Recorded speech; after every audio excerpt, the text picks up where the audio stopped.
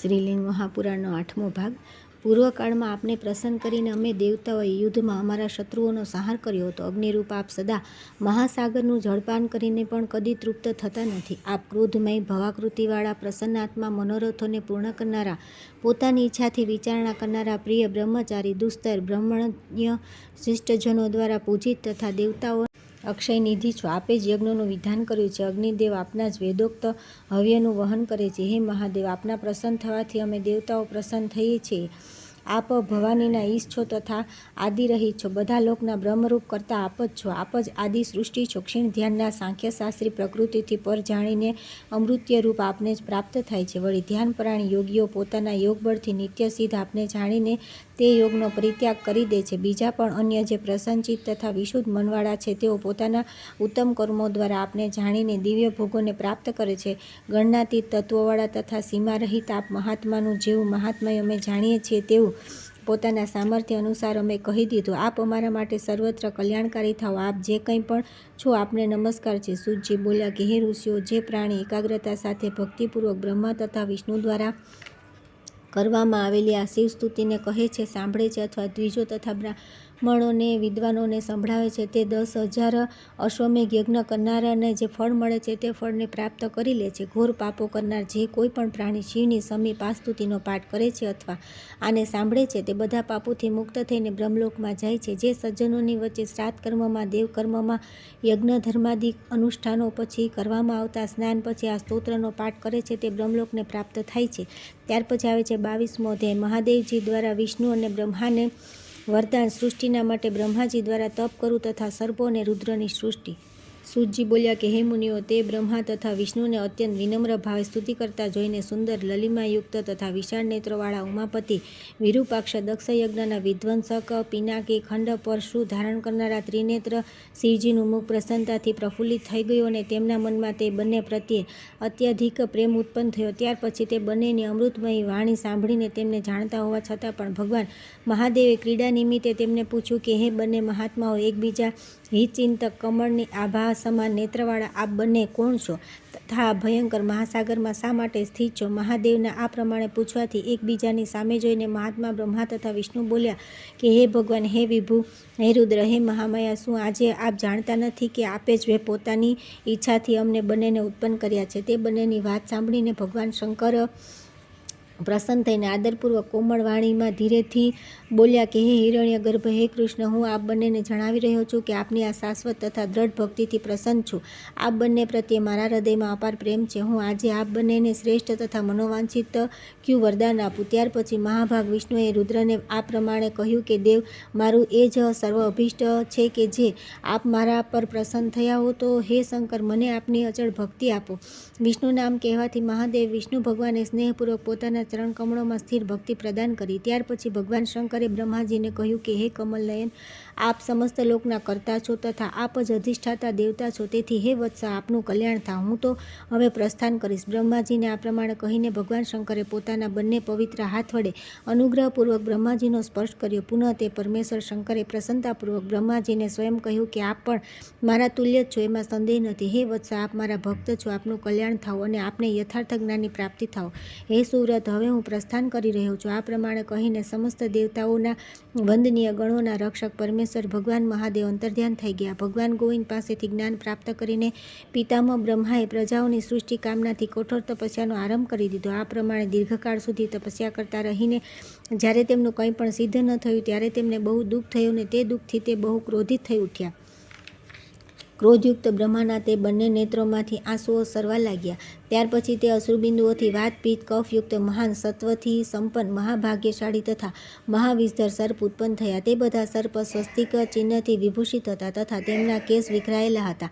તે સર્પોને પ્રથમ ઉત્પન્ન થયેલા જોઈને બ્રહ્માજીને બહુ આત્મગ્લાનિ થઈ. તે પોતાની નિંદા કરતા રહીને કહેવા લાગ્યા કે અહો, મને ધિક્કાર છે. મારી તપસ્યાનું મને એ જ ફળ પ્રાપ્ત થયું કે આરંભમાં જ મારી લોક વિનાશક સર્પરૂપી પ્રજા ઉત્પન્ન થઈ. અત્યાધિક ક્રોધ તથા અધીરતાથી યુક્ત હોવાના કારણે બ્રહ્માજીને તીવ્ર મૂર્છા ઉત્પન્ન થઈ અને તે મૂર્છાથી અક્રાંત પિતામહે પોતાના પ્રાણ ત્યાગી દીધા. ત્યાર પછી અતુલિત પરાક્રમવાળા તે બ્રહ્માના દેહમાંથી દીનભાવથી કરુણાપૂર્વક 11 રુદ્ર રડતા રડતા નીકળ્યા. રુદન કરવાના કારણે જ તેનું નામ રુદ્ર પડ્યું. જેઓ રુદ્ર છે તેઓ જ પ્રાણરૂપ છે તથા જેઓ પ્રાણ છે તેઓ જ રુદ્રના આત્મરૂપ છે. સર્વ પ્રાણીઓમાં સ્થિત તે રુદ્રોના જીવના પ્રાણરૂપ જાણવા જોઈએ. નીલ લોહી ત્રિશૂળ ધારી ભગવાન શિવજીએ અત્યંત ઉગ્ર સ્વભાવના, મહિમાશાળી તથા ઉત્તમ આચરણવાળા તે બ્રહ્માને ફરી તેમના પ્રાણ પ્રદાન કરી દીધા. ત્યાર પછી પ્રાણ પ્રાપ્ત કરીને ભગવાન બ્રહ્માએ ઊભા થઈને દેવાધિદેવ ઉમાપતિને પ્રણામ કરીને ગાયત્રીના ધ્યાનથી વિશ્વરૂપ પરમાત્મા શિવને ત્યાં જોયા. સમસ્ત લોકમાં વ્યાપ્ત રહેનારા મહાદેવને જોઈને બ્રહ્માજીએ તેમની સ્તુતિ કરી. ત્યાર પછી તેમણે આશ્ચર્યચકિત થઈને શિવજીને વારંવાર પ્રણામ કરીને તેમને પૂછ્યું કે હે વિભો, સંજોજાત વગેરે રૂપમાં આપનો પ્રાદુર્ભાવ કેમ થયો? ત્યાર પછી આવે છે 23મો અધ્યાય. વિભિન્ન કલ્પોમાં થનારા સંજોજાત શિવ અવતારોનું વર્ણન, વિભિન્ન લોકની સ્થિતિ તથા મહારુદ્રનું વિશ્વરૂપ તત્વ. સૂતજી બોલ્યા કે બ્રહ્માજીના આ વચન સાંભળીને તેમના પ્રબોધન માટે ભગવાન શિવ મલકાઈને તેમને કહ્યું કે જ્યારે શ્વેત કલ્પ હતો તે સમયે હું શ્વેત વર્ણનો હતો. મારી શ્વેત પાઘડી, શ્વેત માળા, શ્વેત વસ્ત્ર, શ્વેત અસ્થિ, શ્વેત રોમ, શ્વેત ત્વચા તથા મારું શ્વેત જ રુધિર હતું. એ જ કારણથી તે કલ્પ શ્વેત કલ્પ નામે વિખ્યાત થયો. તે કલ્પમાં મારાથી ઉત્પન્ન બ્રહ્મ નામથી પ્રસિદ્ધ દેવેશ્વરી ગાયત્રી પણ શ્વેત અંગોવાળા, શ્વેત રક્તવાળા તથા શ્વેત વર્ણવાળા હતા. ત્યાર પછી હે દિવસ, આપે પોતાના ઉગ્ર તપથી સંધ્યોજાતત્વને પ્રાપ્ત મુજ શિવને જાણ્યા. મારું આ સંધ્યોજાત રૂપ ગુહ્ય બ્રહ્મરૂપે પ્રસિદ્ધ છે. તેથી ગુહ્યત્વને પ્રાપ્ત થયેલા મુજ સંધ્યોજાત શિવને જે દ્વિજાતિઓ જાણશે તેઓ મારા સાનિધ્યને પ્રાપ્ત થશે, જ્યાંથી તેમનું પુનરાગમન થતું નથી, અર્થાત તેઓ જન્મ મૃત્યુના બંધનમાંથી મુક્ત થઈ જાય છે. વળી જ્યારે મારું નામ લોહિત હતું ત્યારે મારા વડે કરાયેલા લોહિત વર્ણના કારણે તે કલ્પ લોહિત કલ્પ નામે કહેવાયો. તે કલ્પમાં રક્તવર્ણના માંસ તથા અસ્થિઓવાળા, રક્તવર્ણનું દૂધ આપનારા, લાલ આંખોવાળા તથા લાલ સ્તનોવાળા ધેનુ રૂપે ગાયત્રી અધિષ્ઠિત થયા. ત્યાર પછી તે ધેનુના લોહિત તત્વ તે કલ્પમાં વર્ણના બદલાઈ જવાના તથા યોગની પ્રતિકૂળતાના કારણે હું વામદેવત્વને પ્રાપ્ત થયો, અર્થાત મારું નામ વામદેવ પડ્યું. હે મહાસત્વ, તે કલ્પમાં પણ નિયત આત્મવાળા આપે પોતાના યોગબળથી લોહિત વર્ણમાં સ્થિત એવા મુજ પરમેશ્વરને જાણ્યો અને ત્યારથી હું પૃથ્વીલોકમાં વામદેવ નામે પ્રસિદ્ધ થઈ ગયો. જે દ્વિજાતિઓ મારા વામદેવ સ્વરૂપને જાણશે તેઓ જન્મ મરણના બંધનમાંથી મુક્તિ પ્રાપ્ત કરનારા મારા રુદ્રલોકમાં નિવાસ કરશે. જ્યારે હું યોગ કર્મથી પિત્ત વર્ણનો થયો ત્યારે મારા વર્ણના નામના આધારે તે કલ્પનું નામ પિત્ત કલ્પ થયું. મારા દ્વારા ઉત્પન્ન તથા બ્રહ્મ નામથી ઓળખાતા દેવેશ્વરી ગાયત્રીનું પણ અંગ પીળું, રક્ત પીળું તથા વર્ણ વગેરે બધું પીળું હતું.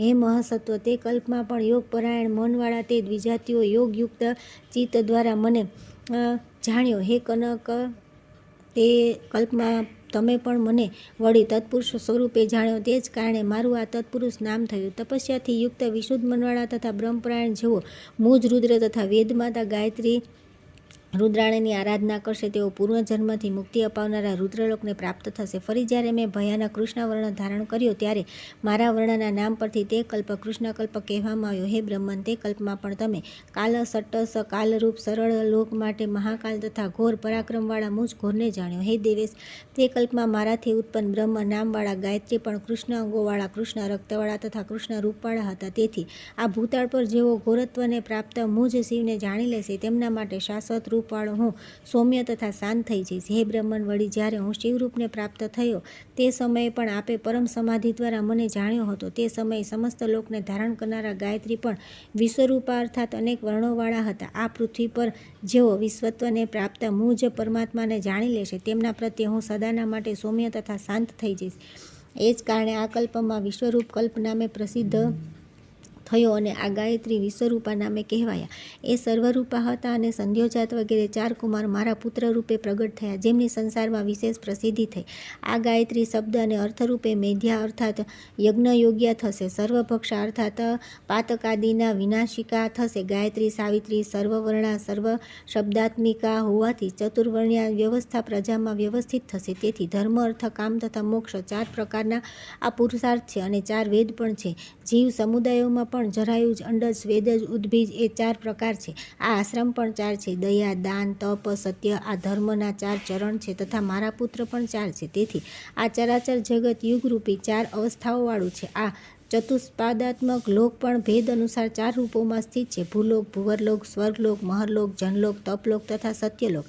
આ બધાથી પર વિષ્ણુલોક સ્થિત છે. અષ્ટાક્ષર રૂપ લોક પોતપોતાના સ્થાને અક્ષરાત્મક રૂપમાં વિદ્યમાન છે. ભૂલોક, ભુવરલોક, સ્વર્ગલોક તથા મહરલોક 4 ચરણ રૂપે સ્થિત છે. તેમનામાં ભૂરલોક પ્રથમ ચરણ છે તથા મહરલોક ચોથો ચરણ છે. પાંચમો જનલોક, છઠ્ઠો તપલોક તથા પુનર્જન્મની પ્રાપ્તિ ન કરનાર એનો સત્યલોક 7મો લોક કહેવામાં આવ્યો છે. વિષ્ણુલોક તે પદ છે જ્યાં પહોંચીને જીવનું પુનરાગમન થતું નથી. તેનાથી પણ આગળ સ્કંદલોક તથા તેનાથી પણ આગળ પાર્વતીલોક છે, જે સર્વ પ્રકારની સિદ્ધિઓથી યુક્ત માનવામાં આવ્યો છે. રુદ્રલોક તેનાથી પર વિદ્યમાન છે. તે પદ યોગીઓના માટે અત્યંત શુભપ્રદ કહેવામાં આવ્યો છે.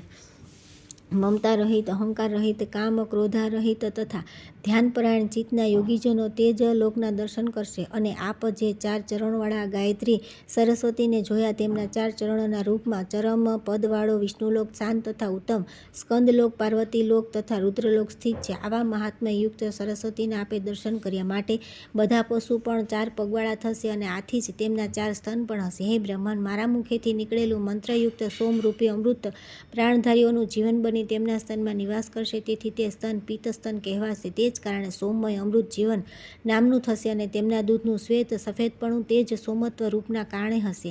આવા ગુણોવાળા તે ચતુષ્પાદ થશે. આપે જોયેલા આ લોકભાવિની સાવિત્રી મહેશ્વરી ફરી 2 ચરણવાળા થઈને ક્રિયારૂપ ધારણ કરશે, જેથી બધા શુભ નર નારી 2 ચરણ તથા 2 સ્તનવાળા થશે. બધા પ્રાણીઓને ધારણ કરનારા તથા મહાન શક્તિ સંપન્ન જે દેવીના તમે દર્શન કર્યા છે તે મહેશ્વરી અજા થઈને જ્યારે સર્વ વર્ણમય વિશ્વરૂપ ધારણ કરશે ત્યારે તેમનાથી બધી પ્રજા પણ અનેક વર્ણવાળી થશે. ત્યારે મહાતેજ તથા અમોઘ પરાક્રમવાળા અજ વિશ્વરૂપ ધારણ કરશે અને તેમના મુખમાં સર્વત્ર અગ્નિ વિરાજમાન થશે. તે જ કારણે સર્વવ્યાપી પશુરૂપી અગ્નિ પવિત્ર માનવામાં આવશે. વિશુદ્ધ આત્માવાળા જે દ્વિજજનો પોતાની તપસ્યાથી ઈશ્વરત્વ તથા વશિષ્ઠત્વ યોગ સિદ્ધિમાં બધી જગ્યાએ મને પણ સર્વવ્યાપી રૂપમાં વિરાજમાન જોશે, તેઓ રજોગુણ અને તમોગુણથી રહિત થઈને માનવ શરીરનો ત્યાગ કરીને મારું સાનિધ્ય પ્રાપ્ત કરશે અને તેમનો પુનર્જન્મ નહીં થાય.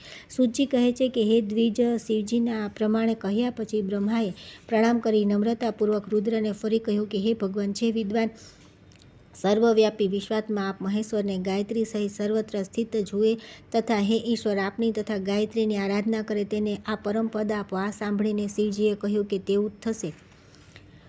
તેથી પ્રભુ શિવે બ્રહ્માજીને કહેલા વચન અનુસાર જે વિદ્વાન ગાયત્રી તથા મહાત્મા રુદ્રનું વિશ્વરૂપત્વ જાણી લે છે તે બ્રહ્મસાયુજ્યને પ્રાપ્ત થાય છે, અર્થાત બ્રહ્મની સાથે તેનું તાદાત્મ્ય સ્થાપિત થઈ જાય છે. ત્યાર પછી આવે છે 24મો અધ્યાય. શ્વેત વરાહ કલ્પના 28 દ્વાપરોના અંતમાં પ્રગટ થનારા 28ના વ્યાસો, 28 શિવાવતારો તથા વિવિધ શિવયોગીઓનું વર્ણન. સૂતજી બોલ્યા કે હે મુનિઓ, શિવ દ્વારા કથિત બધા વચન સાંભળીને પ્રજાપતિ બ્રહ્માએ તે દેવાધિદેવ શિવને પ્રણામ કરીને ફરીથી તેમને કહ્યું કે હે ભગવાન, હે દેવ દેવેશ, હે વિશ્વરૂપ, હે મહેશ્વર, હે ઉમાપતિ, હે મહાદેવ, હે લોકવંદ્ય, આપને નમસ્કાર છે. હે વિશ્વરૂપ, હે મહાભાગ, હે મહેશ્વર, હે મહાદેવ, આપના આ જે લોક વંદ્ય અવતાર છે તે કયા સમય તથા કયા યુગમાં દ્વિજાતિઓ દ્વારા લોકમાં જોઈ શકાશે?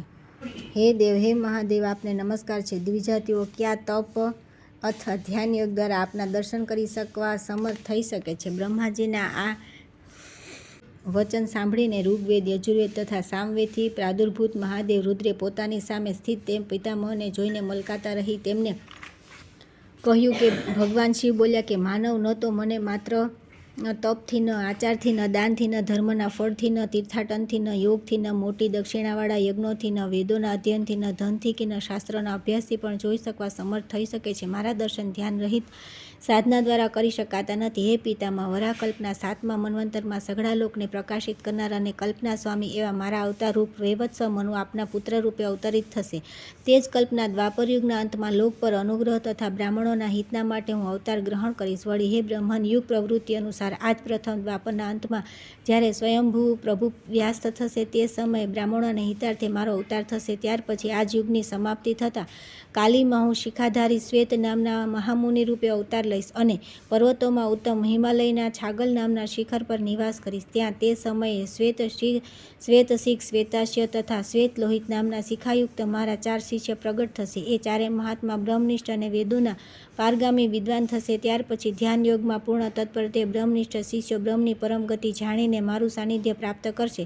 હે બ્રહ્મન, આ પછી બીજા દ્વાપરના અંતમાં ફરીથી જ્યારે સંધ્યા નામના પ્રજાપતિ રૂપે પ્રભુ વ્યાસ થશે ત્યાર પછી કળિયુગમાં પોતાના શિષ્યો પર અનુગ્રહની કામનાથી તથા લોક કલ્યાણાર્થે હું સુતાર નામે અવતાર ગ્રહણ કરીશ. ત્યાં પણ દુંદુભી, શતરૂપ, રુચિક તથા કેતુમાન નામે પ્રસિદ્ધ મારા શિષ્યો પ્રગટ થશે. તેઓ યોગ તથા ધ્યાનને પૂર્ણતઃ પ્રાપ્ત થઈને ભૂતળ પર બ્રહ્મજ્ઞાન સ્થાપિત કરીને શિવલોકને પ્રાપ્ત થશે અને સદા મારા સાનિધ્યમાં રહેશે. વળી ત્રીજા દ્વાપરના અંતમાં જ્યારે ભાર્ગવ નામે વ્યાસ થશે ત્યારે હું દમન નામે અવતાર લઈશ અને તે સમયે પણ વિકોશ, વિકેશ, વિપાસ તથા શાપનાશન નામના મારા 4 શિષ્યો થશે. એ જ પૂર્વોક્ત ધ્યાનયોગ દ્વારા તે મહાન ઓજસ્વી શિષ્યો પણ શિવલોકને પ્રાપ્ત થશે, જ્યાંથી જીવનું પુનરાગમન થતું નથી. ચોથા દ્વાપરના અંતમાં જ્યારે અંગિરા નામના વ્યાસ થશે ત્યારે હું પણ સુહોત્ર નામે અવતીર્ણ થઈશ અને તે સમયે પણ મારા 4 પુત્ર થશે. સુમુખ, દુર્મુખ, દુર્ધર તથા દુર્તિક્રમ નામના મારા તે બધા પુત્રો તપસ્વી, દ્વિજ, શ્રેષ્ઠ યોગાત્મ તથા દ્રઢવ્રતી થશે. વિશુદ્ધ મન તથા નષ્ટ પાપવાળા, યોગયુક્ત અને મહાન તેજસ્વી તે પુત્રો પણ એ જ માર્ગે યોગની સૂક્ષ્મ ગતિને પ્રાપ્ત થઈને રુદ્રલોકમાં જશે, જ્યાંથી જીવનો પુનર્જન્મ થતો નથી. પાંચમા દ્વાપરના અંતમાં જ્યારે સવિતા નામના વ્યાસ થશે તે સમયે પણ લોકના અનુગ્રહાર્થે યોગાત્મા 1 કલા ગતિવાળો તથા મહાન તપનો આચરણકારી હું કંક નામે અવતાર ગ્રહણ કરીશ. તે સમયે સનક, સનંદન, પ્રભુ, સનાતન તથા વિભુ, સનતકુમાર નામે મારા 4 શિષ્યો પ્રગટ થશે. મહાભાગ્યશાળી, વિશુદ્ધ ચિત્તવાળા, શુદ્ધ યોની, યોગાત્મા, દ્રઢવ્રતી, મમતા રહિત તથા અહંકાર શૂન્ય આ શિષ્યો પુનર્જન્મથી મુક્તિ પ્રાપ્ત કરનારા મારા સાનિધ્યને પ્રાપ્ત થશે. વળી છઠ્ઠા દ્વાપરમાં જ્યારે મૃત્યુ નામના મહાન ઐશ્વર્યયુક્ત વ્યાસનો અવતાર થશે ત્યારે હું લોગાક્ષી નામે પ્રગટ થઈશ. તે સમયે પણ સુદામા, વિરજા, શંખપાત તથા રજ નામના મારા શિષ્ય 4 થશે. તેઓ યોગાત્મા, દ્રઢવ્રતી, મહાભાગ્યવાન તથા લોકમાં પ્રસિદ્ધ થશે. યોગાત્મા, મહાન આત્માવાળા તથા ધ્યાનયોગ સંપન્ન તે બધા શિષ્યો તે જ માર્ગનો આશ્રય લઈને મારી સમીપ પહોંચી જશે. ત્યાંથી પુનર્જન્મ થતો નથી. પૂર્વજન્મમાં વિભુ નામે પ્રખ્યાત મહાતેજસ્વી સતક્રતુ નામના વ્યાસ જ્યારે 7મા દ્વાપરના અંતે થશે તે સમયે પણ હું તે દ્વાપરની સમાપ્તિ પર કલીમાં બધા યોગીઓમાં શ્રેષ્ઠ વિભુ જૈગીષવ્ય નામે પ્રસિદ્ધ થઈશ. તે યુગમાં પણ સારસ્વત, મેઘ, મેઘવા તથા સુવાહ નામે મારા 4 પુત્રો થશે. ધ્યાન યોગમાં પરાયણ તે મહાત્માઓ તે જ યોગમાર્ગ દ્વારા નિર્વિકાર શિવલોકને પ્રાપ્ત થશે. ફરી 8મા દ્વાપરમાં જ્યારે વશિષ્ઠ નામે વ્યાસ થશે ત્યારે હું દધિવાહન નામે અવતાર લઈશ. તે સમયે પણ કપિલ, અસુરી, પંચશીખ, મુનિ તથા મહાયોગી બાસ્કલ નામના મારા પરમ યોગાત્મ તથા દ્રઢવતી 4 પુત્રો થશે. જેમના સમાન મહાન યોગી પૃથ્વી પર કોઈ નહીં હોય. તે ધર્માત્મા અને મહાન તેજસ્વી પુત્રો પણ મહાયોગેશ્વર યોગમાં સિદ્ધ થઈને જ્ઞાન સંપન્ન તથા પાપમુક્ત થઈને મારા સાનિધ્યને પ્રાપ્ત થશે, જ્યાંથી જીવનું પુનરાગમન થતું નથી. 9મા દ્વાપરના અંતમાં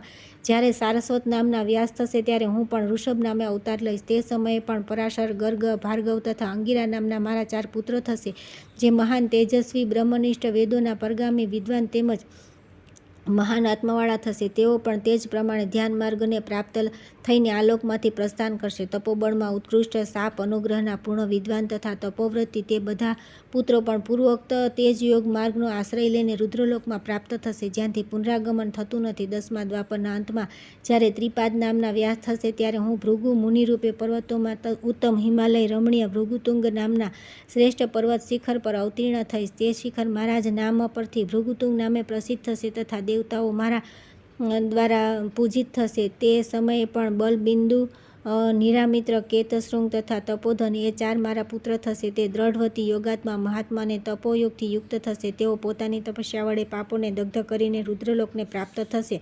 11મા દ્વાપરના અંતમાં જ્યારે તીવ્રત નામના વ્યાસ થશે તે સમયે પણ હું કળિયુગમાં ગંગા દ્વારા ક્ષેત્રમાં અવતરીશ તથા મહાતેજસ્વી ઉગ્ર નામથી બધા લોકમાં પ્રસિદ્ધ થઈશ. તે સમયે પણ લંબોદર, લંબાક્ષ, લંબકેશ તથા પ્રબલંક નામના મારા મહાન તેજસ્વી પુત્ર થશે. તેઓ મહાયોગેશ્વરને પ્રાપ્ત થઈને રુદ્રલોકમાં જશે. 12મા દ્વાપરના અંતમાં જ્યારે મુનિ શતજેતા નામના મહાતેજસ્વી તથા કવિશ્રેષ્ઠ વ્યાસ થશે તે સમયે પણ યુગાંતમાં આ લોકમાં કળિયુગમાં હું હૈતુક વનમાં અવતીર્ણ થઈશ અને અત્રિ નામે વિખ્યાત થઈશ.